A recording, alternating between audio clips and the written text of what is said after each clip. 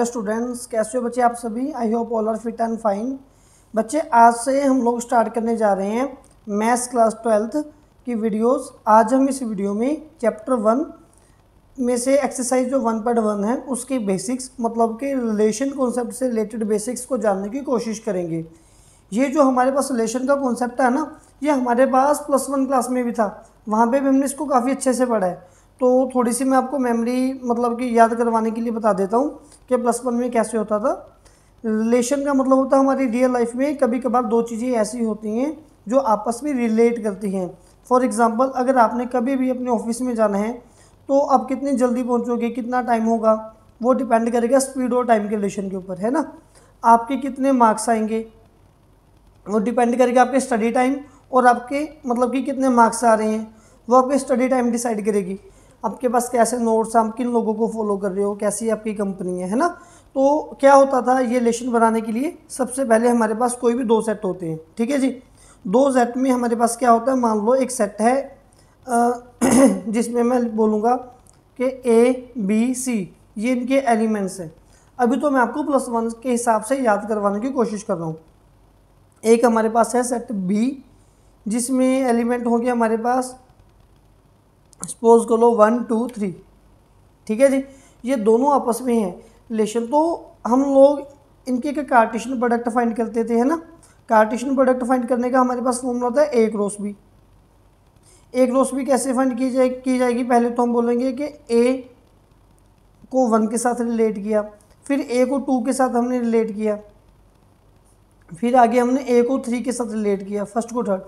Similarly B को 1 के साथ, फिर B को 2 के साथ, फिर आगे हम लोग करेंगे B को 3 के साथ, फिर आगे C को 1 के साथ, फिर आगे C को 2 के साथ, फिर आगे C को 3 के साथ। हम लोग ऐसे ले, तो इसको बोलते हैं ना, ये जो हमने ये A क्रॉस B लिखा है इसको हम लोग बोलते थे कार्टेशियन प्रोडक्ट, ठीक है। ये सारा +1 में था कार्टेशियन प्रोडक्ट। कार्टेशियन प्रोडक्ट में ये जो हमारे पास ये जितने भी एलिमेंट्स आए हैं, ये जितने भी पेयर आए हैं, इनको हम लोग बोलते हैं ऑर्डर्ड पेयर, ऑर्डर्ड पेयर, ठीक है जी। अब ऑर्डर्ड पेयर के बाद हमारे पास जो अभी मैं आपको समझाने की कोशिश करूंगा, अब हम बात करेंगे रिलेशन के बारे में, ठीक है जी। रिलेशन हमारे पास कैसे आता है, आप ये मान लो कि हमारे पास एक सेट A है जिसमें कुछ नंबर लिखे हुए हैं, सपोज कर लो 1 है, 2 है, 3 है, 4 है, 5 है। और एक हमारे पास B सेट है जिसमें नंबर हमारे पास आएंगे -2, -3, 6, 7, 8, ठीक है, कुछ ऐसे नंबर आएंगे। तो अभी मैं इनमें से कोई भी रिलेशन बना सकता हूँ। मैं एक रिलेशन ऐसा बनाने की कोशिश करूँगा जिसको हम R के साथ डिनोट करते हैं। मैं बोल रहा हूँ रिलेशन सेट में मतलब कि एक X, Y टाइप एलिमेंट है सच दैट कि उनमें रिलेशन क्या है कि जो X वाला नंबर है वो Y वाले नंबर से ग्रेटर होना चाहिए। वेयर जो हमारा X है वो पहले सेट से बिलोंग करेगा, जो हमारा Y है वो दूसरे सेट से बिलोंग करेगा, ठीक है जी। तो ये हमारे पास रिलेशन की कोई ना कोई कंडीशन होती है। अब सारे ऑर्डर पेयर तो इनमें से नहीं आते हैं ना, तो ऑर्डर पेयर में से कुछ कम ही रिलेशन में आते हैं। इसको हम लोग +1 टॉपिक कौन सा क्लास में पढ़ते थे, इसकी ये जो लिखने का हमारे पास वे है, इसको हम बोलते हैं सेट बिल्डर फॉर्म। इसको हम लोग बोलते थे सेट बिल्डर फॉर्म,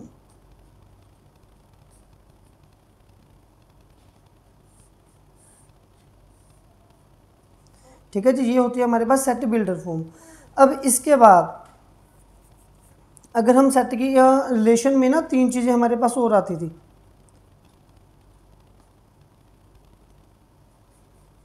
एक आती थी डोमेन, एक आती थी रेंज, एक आती थी कोडोमेन। डोमेन वो वाला सेट है जो नंबर हम लोग पुट कर रहे हैं, रेंज वो वाला आंसर सेट होता है जो हमारे पास आंसर आ रहे हैं, कोडोमेन हमारे पास ऑल पॉसिबल सेट होते हैं, ठीक है जी। यहाँ तक तो ये +1 क्लास का तक का था। अब हम आगे बढ़ेंगे +2 क्लास के बारे में। तो अभी तक हमने याद किया है जो सबसे पहले हम लोगों ने सेट के बारे में पढ़ा है, ठीक है। सेट हमने कहाँ पे पढ़ा कि सबसे पहले हमारे पास एक सेट होता है। सेट के बाद फिर हम लोगों ने बात की है कार्टेशियन प्रोडक्ट के बारे में, ठीक है। कार्टेशियन प्रोडक्ट जब हम एवरी एलिमेंट को एवरी एलिमेंट के साथ मैप करते हैं, वो हमने ये ए क्रॉस बी को किया। फिर ये हमारे पास ऑर्डर्ड पेयर बन के आए हैं। इसके बाद हमारे पास आते हैं ऑर्डर्ड पेयर। बस इतनी सीढ़ियाँ चढ़ने के बाद जो हमने फाइनल हमारी मंजिल थी, हम वहाँ पे आ गए रिलेशन के बारे में। फिर हमारे पास आता रिलेशन। ठीक है, अब रिलेशन देखते हैं कैसे बनेगा हमारे पास। देखिए रिलेशन में ना, जैसे मैंने आपको ये बता दिया, इसमें ऑर्डर पेयर की तरह सारे के सारे नंबर नहीं आते, लेकिन कुछ ही लिमिटेड नंबर आते हैं। जैसे कि अगर मैं आपको फिर से यहाँ पे कोई बात बताने की कोशिश करूँगा, तो अगर हम लोग फाइनली रिलेशन की बात करेंगे, तो मैं ना बच्चे आपको थोड़ा सा ये जो हम लोग बॉलीवुड मूवीज़ आजकल देखते हैं, ठीक है, तो मैं कहीं 3 एक्टर का 3 हीरोज़ का नाम यहाँ पे लिख रहा हूँ। एक तो सपोज कर लो हमारे पास है आमिर खान, ठीक है जी, और एक हमारे पास है अक्षय कुमार,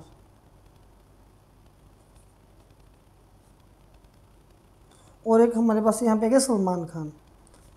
ये 3 बॉलीवुड एक्टर के मैंने यहाँ पे नेम लिख दिए, और यहाँ पे मैं कोई भी 3-4 मूवीज़ के नेम लिखने जा रहा हूँ। जैसे कि सपोज कर लो एक मूवी का मैंने नेम लिख दिया 3 इडियट, एक मूवी का मैंने नेम लिख दिया दबंग 1 2 3, वो जो मर्जी आप मान लो। एक का नेम मैंने लिख दिया हेरा फेरी, है ना। अब हम रिलेशन की बात करें।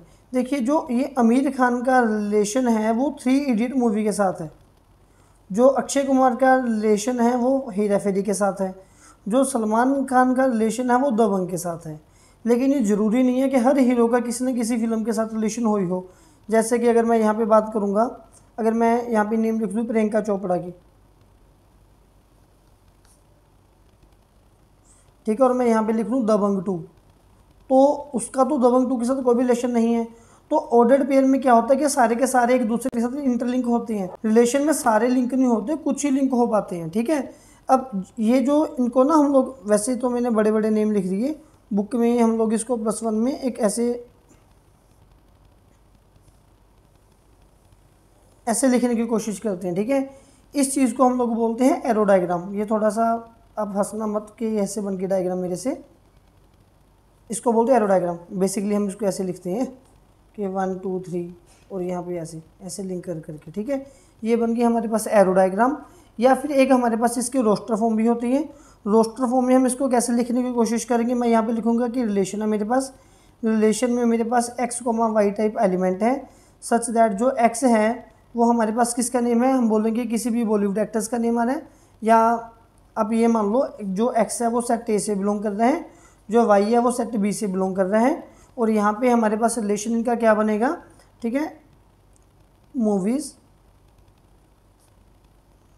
बाय देयर हीरोज़, मूवीज़ जिनमें जो लोग उनके हीरो रह चुके हैं, ठीक है। तो ये हमारे पास ऐसा रिलेशन था। ओके, इसमें आप ये लिखोगे, ये जो प्रियंका चोपड़ा वो दबंग में नहीं एग्जिस्ट कर रही, तो आप ये लिखोगे जो यहाँ पे आमिर खान है, ठीक है। देखिए आमिर खान 3 इडियट में है, तो आप लिखोगे कि वो 3 इडियट में बिलोंग कर रहे हैं, इसको मैं ऐसे लिखते हैं। लेकिन जो प्रियंका चोपड़ा है वो हमारे पास दबंग 2 में नहीं है, तो उसको आप लिखोगे कि वो दबंग 2 में बिलोंग नहीं कर रही। क्लियर है। अच्छा, रिलेशन को लिखने की इसकी लैंग्वेज क्या होती है हमारे पास, इसको आप ऐसे भी लिखोगे रिलेशन A to A, क्योंकि ये इसको हम लोग कभी कभार ऐसे भी लिख देते हैं कि रिलेशन ऑन A। ये इसको हम लोग ऐसे भी लिख सकते हैं कि रिलेशन इन A। इन तीनों चीज़ों का मतलब एक ही होता है। जब रिलेशन ये तो बताया ना A to A से है, यहाँ पे ये नहीं बताया कहाँ से कहाँ पे है। इसका मतलब यही होता है कि उसी सेट से शुरू होकर हमने वहीं पे इसको ख़त्म करना है। अभी हम आगे जानने की कोशिश करेंगे जो रिलेशन है और उसकी जो टाइप्स हैं। ये ना डायग्राम में ऐसी आपकी बुक में ये एग्जांपल नहीं लिखी हुई, ये मैंने अपनी तरफ से बनाई है, तो इसलिए थोड़ा सा लिखने में ऐसा रहा। लेकिन मुझे लगता है कि अगर रियल लाइफ के साथ हम चैप्टर को लिंक करते हैं तो वो आसानी से और जल्दी तक याद रहता है हमारे माइंड में, देर तक, है ना। तो चलिए अब हमारा नेक्स्ट टॉपिक है रिलेशन और उसकी टाइप्स। सबसे पहले हमारे पास एक रिलेशन आता है जो कि एम्प्टी रिलेशन होता है। अब एम्प्टी रिलेशन हमारे पास क्या होता है, आप ये मानो कि आपके पास 2 सेट हैं। First one is set A having element 1 2 3 and second set is B with element 100 101 102, ठीक है। और हमें यहाँ से एक रिलेशन बनाना है इन दोनों के बीच में।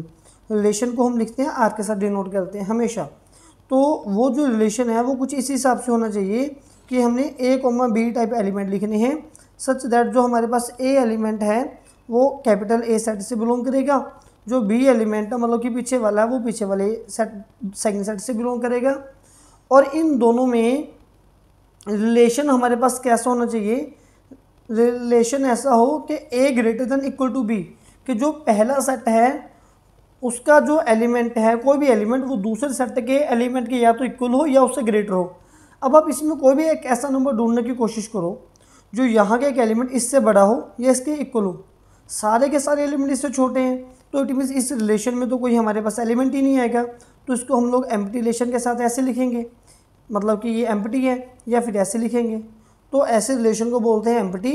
जब हम कोई कंडीशन अप्लाई करें और उस कंडीशन में कोई भी टर्म सेटिस्फाइड ना हो तो उस रिलेशन को बोला जाता है एम्प्टी रिलेशन। ठीक है जी। एक दूसरा रिलेशन हमारे पास आता है सेकंड टाइप का, उसको हम लोग बोलते हैं यूनिवर्सल रिलेशन। ये ऐसा रिलेशन होगा जो हमेशा से एग्जिस्ट करेगा। अब फिर से वही बात मानो, मान लो एक सेट ए है जिसमें एलिमेंट है 1 2 3, और एक सेट बी है जिसमें एलिमेंट है 100 101 102। ठीक है जी। अब ये दोनों के बाद हम लोग यहाँ पे क्या लिखेंगे, हमने रिलेशन एक ऐसा बनाना है कि जिसमें ए कोमा बी टाइप एलिमेंट हो सच दैट ए पहले सेट से बी दूसरे सेट से बिलोंग करेगा, और इन दोनों का जो डिफरेंस है उसका मोड वो ग्रेटर देन इक्वल टू 0 आएगा। आप ना बच्चे कोई भी दो न्यूमेरिकल सेट लो जिसमें नंबर्स हो मैथ्स के, जब हम उनका माइनस करेंगे या तो वो 0 आएगा या वो पॉजिटिव आएगा या वो नेगेटिव, इस तीनों के बिना और कोई कंडीशन नहीं आएगी। लेकिन मोड में तो कोई भी नंबर हम लेंगे नेगेटिव नंबर पॉजिटिव भी बन जाता है, तो इसीलिए इसमें सारे के सारे नंबर आएंगे। जब रिलेशन में आप कोई भी टर्म कोई भी कार्टेशियन प्रोडक्ट का कोई भी एलिमेंट यहाँ से उठाओ वो इसमें आगे आएगा। 1 and 100 का पेयर भी आएगा, 101 का भी आएगा, 1 and 102 का भी आएगा, 3 and 100 का भी आएगा, ये सारे के सारे पेयर आएंगे। तो ऐसे रिलेशन को हम लोग बोलते हैं हमारे पास यूनिवर्सल रिलेशन। ठीक है। ये जो दोनों रिलेशन थे इसमें दो सेट चाहिए होते हैं ए एंड बी। अब जो हम आगे वाली टाइप से पढ़ेंगे उन सब में एक ही सेट चाहिए होगा, ओनली ए, और वो सबसे ज़्यादा इंपॉर्टेंट है। ये वाले रिलेशन हमें एमसीक्यू में पूछे जाते हैं, इसीलिए मैंने यहाँ पे इनको एक्सप्लेन कर दिया। वह हमारे पास आ रहा है आइडेंटिटी रिलेशन। ठीक है। आइडेंटिटी रिलेशन में हमारे पास क्या होगा, ये एक ऐसा रिलेशन होता है जैसे कि मान लो ये जिस सेट से शुरू हो उसी पे ख़त्म होगा ना, मतलब कि हमारे पास सपोज को एक सेट है जिसमें एलिमेंट है 1 2 3। ठीक है। अब ये यहाँ से शुरू होकर ए से शुरू होकर ये सेट ए पे ही ख़त्म होगा, मतलब कि 1 2 3 वाले पेयर में ही, मतलब कि सेट में ये आके ख़त्म होगा। आइडेंटिटी रिलेशन को लिखने का एक वे ये भी होता है I for identity, A for a set के आइडेंटिटी। ठीक है। अब आप देखिए इसमें हम लोग कहाँ से शुरू होना चाहते हैं, हम या तो 1 से स्टार्ट हो सकते हैं, 1 पुट कर सकते हैं, या 2 या 3 डोमेन की, तो यही एलिमेंट है। ठीक है। तो आइडेंटिटी रिलेशन हमारे पास कब होता है कि अगर आपने 1 पुट किया, ठीक है, तो आपके पास रेंज में 1 ही आना चाहिए। अगर आपने 2 पुट किया तो आंसर में 2 आना चाहिए। अगर 3 पुट किया तो 3 आना चाहिए। देखिए जब मैं स्टूडेंट था तो मैं इसको कैसे लर्न करता था, मैं ये समझता था कि ये जो आइडेंटिटी रिलेशन है, ये जो मेरा टीचर है मेरे से कोई क्वेश्चन पुट कर रहा है, उसने जो क्वेश्चन पुट किए हैं मुझे उसी का आंसर करना पड़ेगा। 1 क्वेश्चन पुट किया तो आंसर भी 1 का होना चाहिए, 2 पुट किया तो आंसर भी 2 का होना चाहिए, 3 पुट किया तो आंसर भी 3 का होना चाहिए। तो इस हिसाब से मैं इसको याद रखता था, शायद ये आपके भी काम आ सके।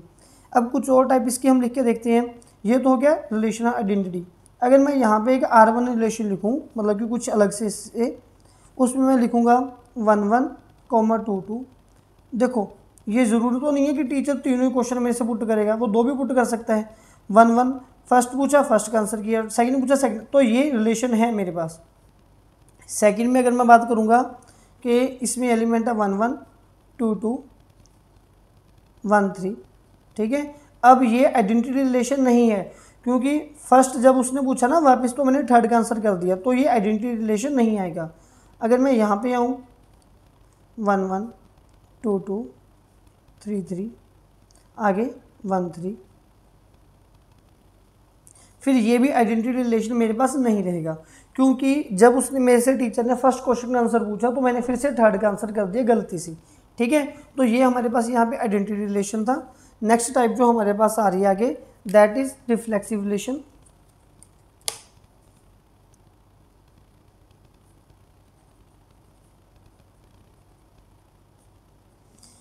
ये जो रिफ्लेक्सिव रिलेशन है ना, ये आइडेंटिटी को अपडेट किया हुआ है, मतलब कि उससे जो नेक्स्ट आगे वाली ये जो स्टेज है वो है। रिफ्लेक्सिव में भी हमारे पास क्या होता है, ये कहाँ से कहाँ तक जाएगा, ये भी ए टू ए ही जाएगा। ये इसको हम लोग ऐसे भी लिख सकते हैं on A, reflexive relation on A, मतलब ए टू ए से स्टार्ट करना हमने, ए से ए टू ए जैसे यहाँ पे हमने किया। ठीक है, अब देखिए जी, हमारे पास ऐसे एलिमेंट होने चाहिए कि ए कॉमा ए वो हमारी जो रिलेशन की आर की कंडीशन है उसको सेटिस्फाइड करने चाहिए, जहाँ से ये जो सारे एलिमेंट है वो सेट ए से। समझाने की कोशिश करता हूँ ये कैसे है ना। इसमें हमारे पास क्या होता है कि अगर आपके पास सेट में 1 एलिमेंट है तो आपने अगर आप एक बार 1 से निकले हो तो आपको वापस 1 पे जाना होगा। जैसे कि यहाँ पे 1 से निकल के 1 पे चले गए तो ये ऐसे रिलेशन को रिफ्लेक्सिव बोलेंगे। 2 से निकल के 2 पे चले गए तो इसको भी रिफ्लेक्सिव बोलेंगे। 3 से निकल के 3 पे चले गए इसको भी रिफ्लेक्सिव बोलेंगे। अगर हम 1 से 1 तक गए हैं, 2 से 2 तक गए हैं, लेकिन 1 से 3 तक गए हैं, फिर भी ये रिफ्लेक्सिव है। ठीक है, ये दोनों सेम है, लेकिन इन दोनों में डिफरेंस क्या है, आइडेंटिटी में कम चीज़ें चाहिए होती हैं। ठीक है, रिफ्लेक्सिव में क्या होता है, अब मैं ये भी बताता हूँ ये इसको मैं कैसे लर्न करता था। रिफ्लेक्सिव की कंडीशन में ये मानता था कि मान लो एक बच्चा अपने घर से निकला है 1 से, तो वो यहाँ से निकल के तो वापस कहीं पे भी जाए, लेकिन शाम को वो वापस अपने घर पे आना चाहिए, नहीं उसकी मम्मी उसकी पिटाई करेगी, वो भी झाड़ुओं के साथ। ठीक है, तो हम इसको ऐसे मतलब कि मस्ती में याद करते थे। फॉर एग्जांपल मैं यहाँ पे कुछ रिलेशन लिखूँगा, वो आपको पता चलेगा कि वो आइडेंटिटी है या रिफ्लेक्सिव है, तो हमारी जो कन्फ्यूज़न है वो दूर हो जाएगी। मैंने यहाँ पे कुछ सेट लिख के रख दिए ऑर्डर्ड पेयर में, और हमने चेक करना है इनमें से कौन सी आइडेंटिटी है और कौन सी रिफ्लेक्सिव है। ठीक है, आइडेंटिटी की कंडीशन मैं फिर से बता रहा हूँ, जो क्वेश्चन पुट किया है बस उसी का आंसर आपको करना है। रिफ्लेक्सिव में क्या होता है, आप जहाँ से निकले हो वापस वहीं पे आना, उसके बिना चाहे कहीं और पे घूम रहे हो वो कोई मैटर नहीं है, लेकिन जहाँ जहाँ से आप लोग निकले हो वहाँ पे आपको वापस ज़रूर आना है। अब देखिए सबसे पहले ये रिलेशन है हमारे पास 1 1 2 2, तो आप 1 से 1 फर्स्ट क्वेश्चन पुट किया, आपको फर्स्ट का आंसर कर दिया, सेकंड में सेकंड आंसर कर दिया, तो ये आइडेंटिटी तो है आपके पास, और ये रिफ्लेक्सिव भी तो है, क्योंकि जहाँ जहाँ से आप निकले 1 से चले 1 पे आ गए, 2 से निकले 2 पे आ गए। सेकंड में हम लोग 1 से 1, 2 से 2, 3 से 3, तो सिमिलरली ये आइडेंटिटी भी है और ये रिफ्लेक्सिव भी है। जब हम थर्ड की बात करेंगे 1 से 1, 2 से 2, लेकिन एक बार हम लोग 1 से 3 पे भी आ गए, तो जब आपको तो हमेशा उसी का आंसर करना था ना, तो आपने यहाँ पे गलत आंसर कर दिया, तो ये 1 2 3, तो मतलब कि आइडेंटिटी नहीं है हमारे पास। ठीक है, ये आइडेंटिटी नहीं है।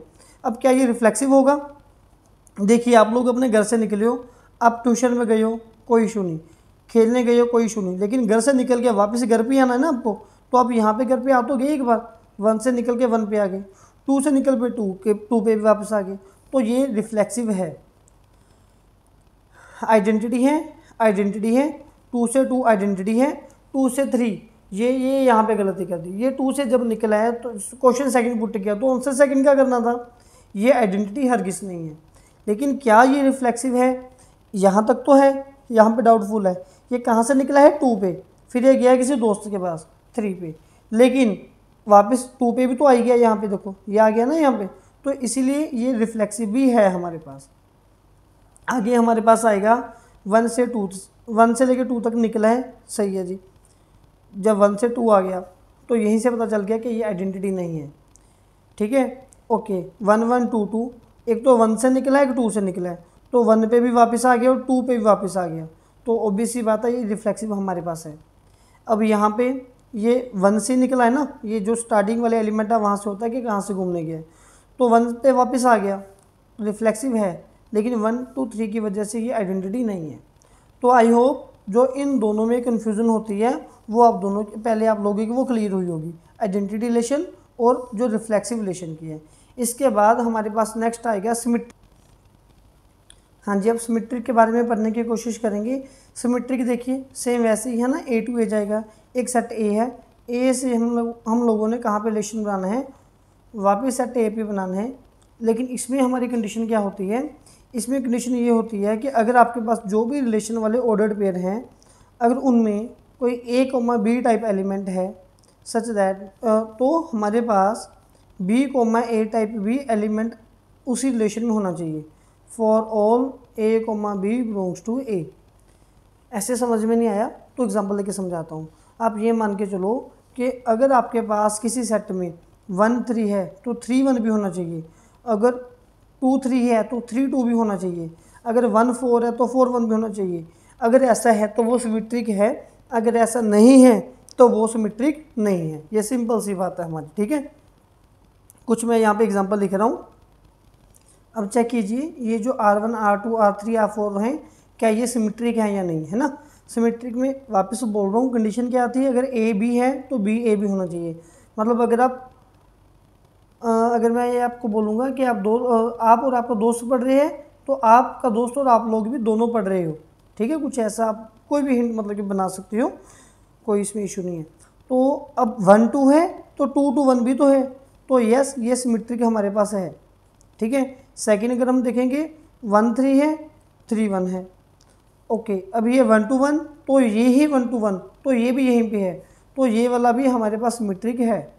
अगर मैं थर्ड पे आऊँगा 1 2 तो 2 1 चाहिए था, 2 1 तो है ही नहीं यहाँ पे, है ना। तो ये सिमेट्रिक नहीं है। क्यों नहीं है, क्योंकि यहाँ पे 2 1 नहीं है। मैं लिख देता हूँ 2 1 भी चाहिए था यहाँ पे, 2 1 लेकिन है ही नहीं। फिर 1 2 1 तो 1 2 1 भी है, 2 2 2 2 2 2 भी है, 3 2 3 3 2 3 भी है, 1 2 3 3 2 1 तो नहीं है यहाँ पे, क्योंकि 3 2 1 यहाँ पे नहीं है। इसी वजह से ये जो रिलेशन हमारे पास ये सिमेट्रिक भी नहीं है। आगे है हमारे पास ट्रांजिटिव रिलेशन।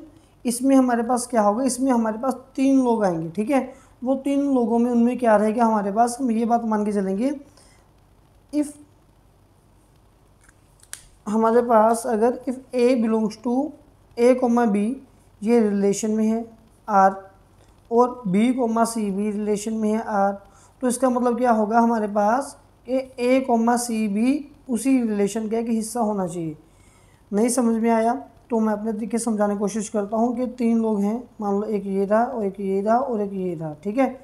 अब ये इसको जानता है और ये इसको जानता है, तो इन दोनों की आपस में भी दोस्ती होनी चाहिए, क्योंकि आपस में बातें करते होंगे।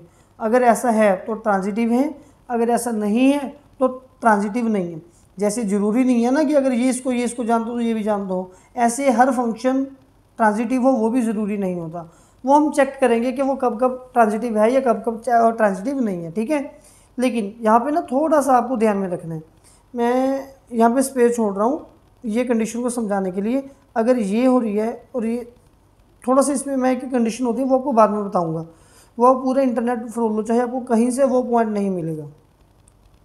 तो चलिए अभी हम लोग जानने की कोशिश करते हैं कि ये जो रिलेशन है ट्रांजिटिव कौन कौन से पेयर हैं। एग्जांपल करेंगे, आसानी से समझ में आएगा।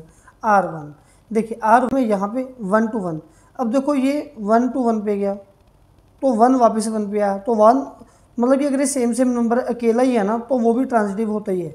ये इसको आप रट्टा लगा के रखना। वैसे 1 1 2 2 ये हमेशा ट्रांजिटिव रहेंगे, चाहे 1 1 2 2 3 3 आ जाए यहाँ पे, अगर जैसे वो यहाँ पे आ रखा है 1 1 2 2 3 3, ये सारे ट्रांजिटिव रहेंगे हमेशा, ठीक है।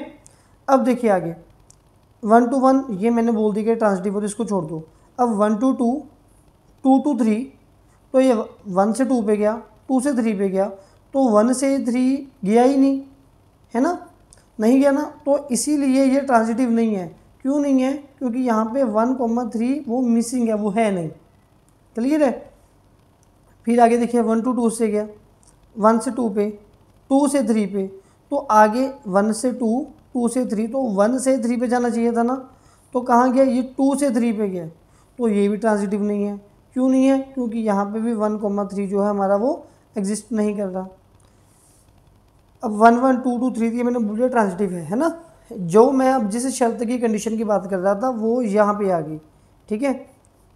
यहाँ पे ये स्पेशल केस है, इसको मैंने रेड से हाईलाइट कर दिया है। पहले मैं एक और लिख देता हूँ, यहाँ पे R8 बना देता हूँ।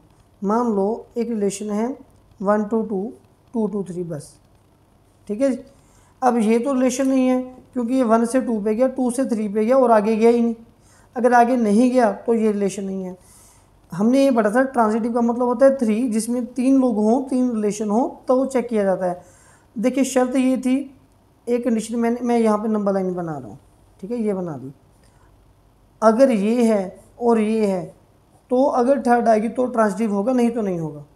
लेकिन अगर आपके पास शर्त सिर्फ इतनी सी ही है और आगे वाली कोई कंडीशन है ही नहीं, फिर भी तो भी ये फंक्शन ट्रांजिटिव होगा। मतलब कि अगर आपको कोई एक सिंगल ही ऑर्डर पेयर दे के रखा हुआ है, आपको बस ये बता दी कि ये बी तक है और आगे बी और बी सी वालों की कहानी कोई सीन ही नहीं है, जैसे कि यहाँ पे, ठीक है। तो अगर मतलब ये एक सिंगल ऑर्डर पेयर होगा, वो भी हमारे पास क्या होगा, वो हमेशा ट्रांजिटिव रहेगा। ये एमसीक्यू में आपसे पूछा जा सकता है, यहाँ पे गलती मिस्टेक बिल्कुल भी नहीं करनी। अब ये मत सोचना कि इसमें तो 3 पेयर चाहिए थे, है ना। अगर 3 पेयर तब देखने अगर 2 हैं या 2 से ज़्यादा है। अगर सिंगल पेयर है 1 2 या 1 3 या 2 3 या 2 1, तो वो सारे हमेशा ट्रांजिटिव रहेंगे, जैसे कि यहाँ पे। तो फाइनली ये भी हमारे पास क्या हो गया, ये ट्रांजिटिव हो गया। इसको आप अपने माइंड में रखना, ठीक है। अब इनके सबके बाद हमारे पास एक रिलेशन आता है जो होता है इक्विवेलेंस रिलेशन।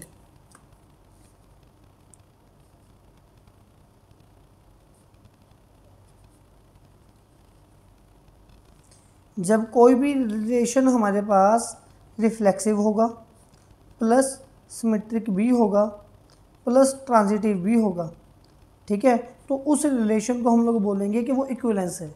अगर वो तीनों हैं तो वो इक्विवेलेंस है, अगर वो तीनों नहीं है तो वो इक्विवेलेंस नहीं है, ठीक है। इसके एक एग्जांपल हम लोग कैसे लिखेंगे, जैसे कि अगर आपको यहाँ पे लिखा होगा कहीं पे, ये रहा, ठीक है, 1 1 2 2 3 3।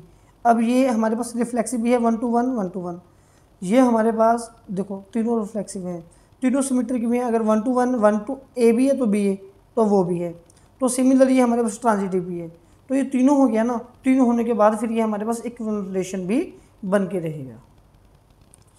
इन सब के बिना दो रिलेशन हमारे पास और भी आते हैं।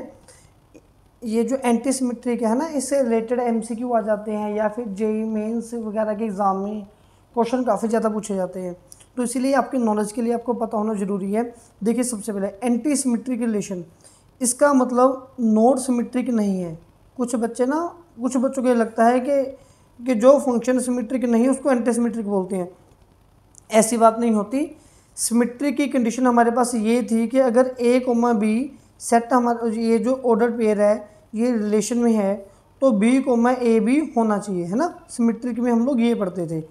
लेकिन अगर हमारे पास ए कोमा बी आर में है और बी कोमा ए भी आर में आ जाए, और इसका मतलब ये बन जाए कि ये दोनों एलिमेंट आपस में इक्वल हैं, ठीक है, तब हम उस रिलेशन को बोलते हैं एंटी सिमेट्रिक रिलेशन। यहाँ से समझ में नहीं आया तो मैं आपको एक एग्जांपल देके बताता हूँ कि जो हमारे पास लेस देन इक्वल टू और ग्रेटर देन इक्वल टू ये जो फंक्शन है ना, ठीक है, ये कम्प्लीटली एंटी सिमेट्रिक फंक्शन है। ये कैसे एंटी सिमेट्रिक फंक्शन है, मैं आपको कोई भी 2 नंबर ऐसे लिख के बता रहा हूँ कि जो ए है वो less than equal to B है, या बी है वो less than equal to A है। तो इनमें कोई ना कोई एक पेयर ऐसा जरूर आएगा जब ये दोनों, अच्छा अब एक नंबर ए बी से बराबर है या छोटा है, फिर ए बी से बराबर है या बड़ा है। जब हमने बोल दिया यहाँ पे छोटा है, यहाँ पे बोल दिया बड़ा, वो तो पॉसिबल नहीं है। पॉसिबल क्या है कि दोनों में लिखा है कि ए बी के इक्वल है। तो जब ए और बी दोनों आपस में इक्वल हो जाएं, उस रिलेशन को हम लोग बोलते हैं एंटी सिमेट्रिक रिलेशन, ठीक है। अगर आपको यहाँ से नहीं क्लियर हो रहा तो बस आपने ये बात समझ के रखनी है कि हमारे पास अगर कोई भी एक रिलेशन है जिसमें ए एलिमेंट बी से लेस है, बी एलिमेंट ए से लेस है और दोनों में इक्वलिटी है, तो अगर उसका मतलब ये बन जाएगा कि A equal to B for all A B, कोई भी नंबर आप उठाओगे तो उस रिलेशन को हम लोग बोलेंगे एंटी सिमेट्रिक रिलेशन। अब इसके बाद हमारे पास एक आता है इक्विवेलेंस क्लास का। अब लास्ट हमारे पास बचा है इक्विवेलेंस क्लास, ठीक है। ये इस एक्सरसाइज का लास्ट कॉन्सेप्ट है। इक्विवेलेंस क्लास में हमने ये लट कर लिया, हमारे पास एक सेट है 1 2 3 और इससे हमने कि इक्विवेलेंस रिलेशन जनरेट कर लिया 1 1 2 2 3 3 1 2 2 1। आप कंडीशन चेक करना, ये इक्विवेलेंस रिलेशन ही है, ठीक है। अब इसको लिखने का जो हमारे पास वे होगा, हम इक्विवेलेंस क्लास को कैसे लिखते हैं, उसके किसी भी एलिमेंट को हम ऐसे लिखते हैं, ये वाली ब्रैकेट में इसके अंदर ए डाल के इसको रीड किया जाता है कि इक्विवेलेंस क्लास ऑफ ए, ठीक है, स्मॉल ए, सच दैट। अब हमारे पास यहाँ पे क्या आएगा कि हमारे पास एक एक्स टाइप एलिमेंट आएगा जो कि यहाँ में ए में बिलोंग कर रहा है, ठीक है, ए में, और उस हर एलिमेंट का ये जो फिक्स एलिमेंट है इसके साथ एक रिलेशन है, ठीक है, ये हमारे पास आर में बिलोंग करेगा ही करेगा। अगर आपको ये यहाँ से समझ में नहीं आ रहा तो मैं आपको एग्जाम्पल के साथ अच्छे से समझाने की कोशिश कर रहा हूँ, ठीक है। जैसे हमारे पास आर में ये वाले नंबर है ना, अब आप देखिए हमारे पास सेट में 1 2 3 था, तो हम इनकी इक्विवेलेंस क्लास कैसे बनाएंगे, इसको मैं लिखूंगा इक्विवेलेंस क्लास ऑफ 1। इसका मतलब क्या हो गया, इक्विवेलेंस क्लास ऑफ 1। अब आप ये देखिए कि जो हमारा 1 है वो कौन कौन से एलिमेंट के साथ यहाँ पे लिंक हो रखा है। 1 एक बार तो 1 के साथ हमारा लिंक हो रखा है, ठीक है, क्योंकि ये 1 में गया है। और 1 कहाँ पे गया था हमारा, 1 से 2 पे, तो एक बार 1 2 पे गया है, तो 1 की इक्विवेलेंस क्लास क्या है, 1 है और 2 है। सिमिलरली अगर हम इक्विवेलेंस क्लास 2 की बात करेंगे तो 2 हमारा कहाँ पे गया, एक तो 2 पे गया था और 2 हमारा कहाँ पे गया है, 2 हमारा 1 पे गया है, तो ये 2 की इक्विवेलेंस क्लास होगी। इसको आगे पीछे लिख सकते हो, वो कोई मैटर नहीं है। नेक्स्ट हमारे पास एक एलिमेंट बचा है 3। अब आप ये देखिए कि 3 कहाँ कहाँ पे गया है, 3 एक तो 3 पे गया है और 3 कहीं पे नहीं गया है, बस 3 पे बैठा है, तो इसकी क्लास में जस्ट ओनली 3 आएगा, ठीक है। अब क्योंकि 3 कहीं पे नहीं गया है तो हमें भी कहीं पे नहीं जाना। इस वीडियो के नोट्स बनाओ, अच्छे से इसकी रिवीजन करो, कोई डाउट होगा तो वो आप मेंशन कर देना, मैं कोशिश करूँगा उसको क्लियर करने की। Thank you so much.